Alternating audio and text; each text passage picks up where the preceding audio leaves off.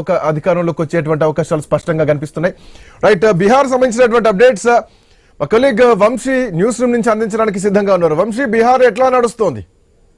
Right Srikanth, మీరు చెప్పినట్టుగా exit poll అంచనాలు ఏవైతే ఉన్నాయో ఆ ఎగ్జిట్ పోల్ అంచనాలను నిజం చేస్తూనే ఫలితాలు వెలువడుతున్న పరిస్థితి. ఎన్డీఏ కూటమి అప్రతిహితంగా కొనసాగిపోతుంది. ఏమాత్రం అవతల అంటే మహాగఠబంధన్ కి ఎటువంటి ఛాన్స్ ఇవ్వకుండా దూసుకుపోతున్న పరిస్థితి.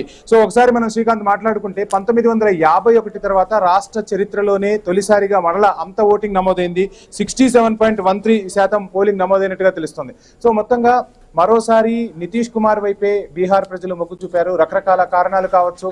సో ఒకసారి మనం రిజల్ట్ కన్నా ముందు కూడా అసలు ఎన్డీఏ జేడీయూ 101 స్థానాలు, బీజేపీ 101 స్థానాలు పంచుకున్నాయి. అదేవిధంగా లోక్ జన్ శక్తి రామ్ విలాస్ పాస్వాన్ కు సంబంధించిన పార్టీ 28 స్థానాల్లో బరిలో నిలిచింది. ఇక హెచ్ఎంఎం 6 స్థానాల్లో, రాష్ట్రీయ లోక్ దల్ 6 స్థానాల్లో పోటీ చేశాయి. సో మొదటగా అంటే పొత్తు నుంచి కూడా అంటే ఎప్పుడైతే ఎలక్షన్ నోటిఫికేషన్ వచ్చిందో అప్పటి నుంచి కూడా ఎన్డీఏ కూటమి స్పష్టంగా అడుగులు వేస్తూ వెళ్ళింది. ఇక్కడ ఎంజీబీలోనేమో కూటమిలో విభేదాలు తలెత్తడం, సీట్ల పంపకంలో కొంత ఆలస్యం జరగటం, ప్రచారాన్ని కూడా జాతీయ నాయకత్వం అంటే ఒక రకంగా చెప్పాలి అంటే భారతీయ జనతా పార్టీ అగ్రనాయకత్వం అంతా కూడా బీహార్లో దిగిపోయింది. సో బీహార్లో ఎట్టి పరిస్థితుల్లోనూ గెలిచి తీరాలన్న కసితో ప్రచారాన్ని హోరెత్తించారు. ఆ విధంగానే ఫలితాలు కూడా వస్తున్న పరిస్థితి. ఒకసారి మనం చూస్తే ఇప్పటికే ఎన్డీఏ 193 స్థానాల్లో ఆధిక్యంలో ఉంటే ఇక మహాగఠబంధన్ 46 స్థానాల్లో ఆధిక్యం ఉంది. మరొక ప్రధాన పార్టీ అంటే ఎగ్జిట్ పోల్స్ అంటే మొదటి విడతలో పోలింగ్ పర్సంటేజ్ ఎక్కువగా నమోదు కావడంతో జనసురాజ్ పార్టీ ఏదైతే ప్రశాంత్ కిషోర్ స్థాపించారో ఆ పార్టీ ఏమైనా ఓట్లు చీల్చుతుందా, అధికార పార్టీకి ఏమైనా గండం ఉంటుందా అన్న పరిస్థితుల్ని తుత్తునియలు చేస్తూ మొత్తంగా జేఎస్పీ అయితే ఖాతా కూడా తెరవకుండానే ఉన్న పరిస్థితి. సో ఎన్ని అంచనాలు ఉన్నా మొత్తంగా ఎన్డీఏ కూటమి క్లియర్ మెజార్టీ వైపు, మీరు చెప్పినట్టుగా క్లియర్ మెజార్టీ వైపు దూసుకువెళ్తుంది. మరోసారి నితీష్ బీహార్ పగ్గాలు చేపట్టేందుకైతే సిద్ధమవుతున్నారు. ఇప్పటి వరకు అందుతున్న ట్రెండ్స్ చూస్తే ఎన్డీఏ 192 స్థానాల్లో ఆధిక్యంలో ఉంటే మహాగఠబంధన్ 47 స్థానాల్లో, జేఎస్పీ ఇంకా ఖాతా తెరవలేదు, అదర్స్ 4 స్థానాల్లో పోటీ చేస్తున్నారు. ఇక్కడ మనం చూస్తే మహాగఠబంధన్ నుంచి చూస్తే ఆర్జేడీఏ గట్టి పోటీ ఇస్తున్న పరిస్థితి. కాంగ్రెస్ ఎక్కడా కూడా అంతగా అనుకున్నంతగా ఫలితాన్ని అయితే ఇవ్వలేకపోయింది. రాహుల్ గాంధీ ప్రచారాన్ని హోరెత్తించిన బీహార్ ప్రజలు మాత్రం నితీష్ వైపే చూశారు, ఎన్డీఏ కూటమి వైపే అడుగులు వేశారని చెప్పొచ్చు. ముఖ్యంగా మనం చూస్తే ఇక రకరకాల పథకాలు అంటే దేశ చరిత్రలో ఎప్పుడూ కూడా ప్రధాని మోడీ చెప్తూ ఉంటారు, ఉచితాలు దేశానికి అంత ఆమోదయోగ్యం కాదని చెప్పే ప్రధాని కూడా బీహార్ ఎన్నికలకు వచ్చేసరికి ఉచితాల వైపు మొగ్గు చూపిన పరిస్థితి.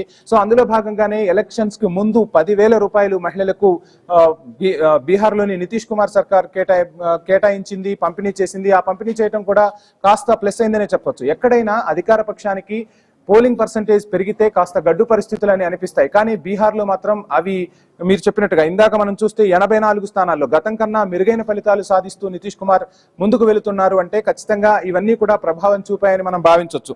ఒకసారి శ్రీకాంత్, నేను మీకు చెప్పే ప్రయత్నం చేస్తాను. మొత్తంగా బీహార్లో 2 విడతల్లో ఎన్నికలు జరిగాయి. 2 విడతల్లో తొలిదశ పోలింగ్ నవంబర్ 6న జరిగింది. 121 స్థానాలకు పోలింగ్ జరిగితే అక్కడ ఓటర్లు 3.75 కోట్ల మంది ఉన్నారు. అభ్యర్థులు 1314 మంది అభ్యర్థులు తమ భవితవ్యాన్ని ఆ రోజు పరీక్షించుకున్నారు. ఇక మొదటి విడత పోలింగ్ శాతం మనకు నమోదైంది 65+ నమోదైంది. ఈ 65+ నమోదవడంతోనే ప్రశాంత్ కిషోర్ పార్టీ ఏదో మ్యాజిక్ చేస్తుందని భావించారు. కానీ అటువంటి పరిస్థితులు ఎక్కడా కనిపించలేదు. ఏదైతే సర్వేలు ఏవైతే వచ్చాయో ఎగ్జిట్ పోల్స్ అంచనాలు ఖచ్చితంగా నిజమవుతూ ముందుకు పోతున్న పరిస్థితి. ఇక రెండో దశ ఎలక్షన్స్ నవంబర్ 11న జరిగాయి. 122 సీట్లకు జరిగితే ఓటర్లు 3.70 కోట్ల మంది పాల్గొన్నారు. అభ్యర్థులు 1302 మంది ఉన్నారు. ఇక పోలింగ్ శాతం 69+ గా నమోదవడంతో ఒక్కసారిగా అంచనాలు పెరిగిపోయాయి. ఏం జరగబోతోంది నితీష్ కుమార్ గవర్నమెంట్ కు వ్యతిరేకంగా అంటే అధికారంలో ఉన్న పార్టీకి వ్యతిరేకంగా అంటే పార్టీని దించాలి అనుకుంటేనే ఇంత పెద్ద ఎత్తున పోలింగ్ పర్సంటేజ్ నమోదవుతాయి అనేది గత రికార్డు చెప్తున్నాయి. కానీ వాటన్నింటినీ కూడా తుత్తునియలు చేస్తూ ఈ రోజు ఎన్డీఏ కూటమి క్లియర్ మెజార్టీ దిశగా ముందుకు వెళ్తోంది. ఇందాక మనం మాట్లాడుకున్నట్టుగా ఒకసారి పర్సంటేజ్ అంటే పురుషులకి మహిళలకు ఉన్న పర్సంటేజ్ కూడా నేను చెప్పే ప్రయత్నం చేస్తాను. మొత్తం బీహార్లో 62.98% ఓటర్లు అంటే పురుషులు ఓటింగ్ లో పాల్గొంటే మహిళలు 71.78% పాల్గొన్నారు. అంటే ఖచ్చితంగా నితీష్ కుమార్ సర్కార్ ఏదైతే స్కీమ్స్ ప్రవేశపెట్టిందో అవన్నీ కూడా మహిళలను ఆకర్షించాయని చెప్పవచ్చు. పెద్ద ఎత్తున మహిళలు ఓటింగ్ లో పాల్గొన్న పరిస్థితి. మనం క్యూ లైన్లలో కూడా చూస్తే మహిళలు పెద్ద ఎత్తున బారులు తీరి ఓట్లు వేశారు. దీంతో ఒక క్లియర్ మ్యాండేట్ అయితే ఎన్డీఏకు కనిపిస్తోంది. ఎన్డీఏ 193 స్థానాల్లో దూసుకుపోతుంది. ఒక రకంగా చెప్పాలంటే బీహార్లో ఇక తనకు ఎదురు లేదని మరోసారి నితీష్ కుమార్ నిరూపించుకుంటున్న పరిస్థితి. మహాగఠబంధన్ 46 స్థానాలకే పరిమితమైంది. 46 స్థానాల్లో కూడా ఆర్జేడీఏ తన ప్రభావాన్ని చూపిస్తూ వస్తుంది. కాంగ్రెస్ ప్రభావం ఎక్కడా కూడా కనిపించట్లేదు. అంటే బీహార్లో జెండా పాతటం ద్వారా ఢిల్లీ గద్దెనెక్కాలన్న కాంగ్రెస్ కళ మాత్రం నెరవేరే పరిస్థితులు అయితే కనిపించట్లేదు. క్లియర్ కట్ గా బీహార్ ఓటర్ ఎన్డీఏ వైపే మొగ్గు చూపారు. మరోసారి నితీష్ కుమారే అక్కడ పాలనా పగ్గాలు చేపట్టే అవకాశాలు అయితే క్లియర్ కట్ గా కనిపిస్తున్నాయి. Srikanth, thank you Vamsi, thanks for updates. Yeah, right. మొత్తానికి ఎన్డీఏ 192 స్థానాల్లో